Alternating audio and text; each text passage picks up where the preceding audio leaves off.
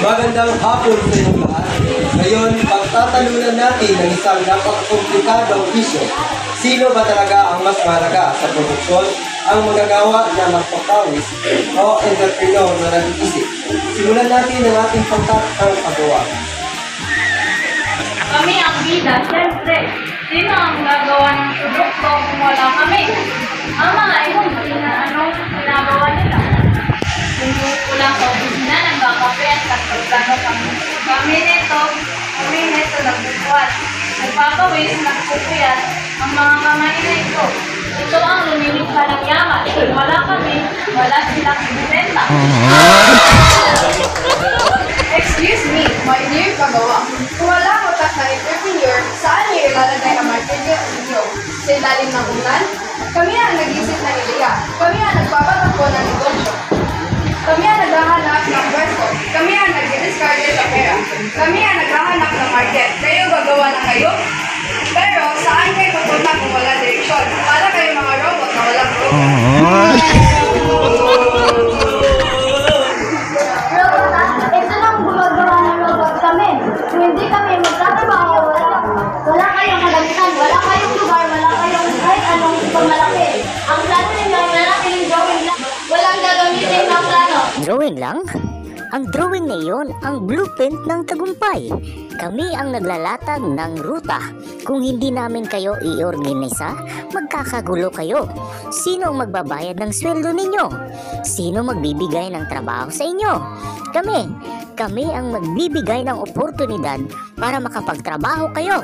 Dapat magpasalamat pa nga kayo eh. Ready ka ba po? Yes, sir. Ready ka ba po? Yes, sir. Ang laki, liwanag ka sa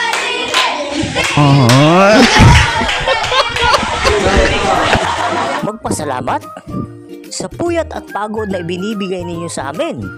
Ang sahod namin sapat lang pambili ng kape para makayanan namin ang pagod. Kayong yumayaman habang kami. Sige lang sa pagtatrabaho. Yumaman, hello! Ang rate na kinukuha natin, hindi bro. Pwedeng malugi, pwedeng mawala. Ang lahat. Kayo, sigurado ang sweldo nyo. Kami, gigising araw-araw ng matiyaba kung kikita ba pa ba o hindi. Kung walang maglalakas loob, pag kayo ng negosyo, saan kayo kuha ng trabaho? Sa bahay lang, hinihiga. Ano kayo, gold?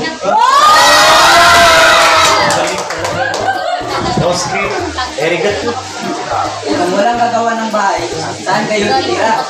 Tulay? You're getting to my nerve. Bakit ang hilas? Mukhang nauwi sa bahay ang sumisulay o maglasa. Sama pa rin ang panig. Hindi nagtatapos pa yung klasyon kung wala ang isa. Ang paggawa ka ng ibigay naman sa karang lakas para balik sa produkto. Sa pagdala, ang entrepreneur naman ang utak at nagpakatakbo upang maging posible ang lahat. Para makasawa lang yan, hindi pwede maghiwalay kung gusto ng masarap na buhay. At yun ako, maraming salamat. Mr. Announcer, manawagan ng tako. Sige day, padool diri sa microphone. Kung naminaw man, ang akong bana, nanilayas, o gidalang akong 5 ka anak. Dong! Palihog lang, ibalik ang upat. Tungod kay, usarahin mo diha. Saka mo.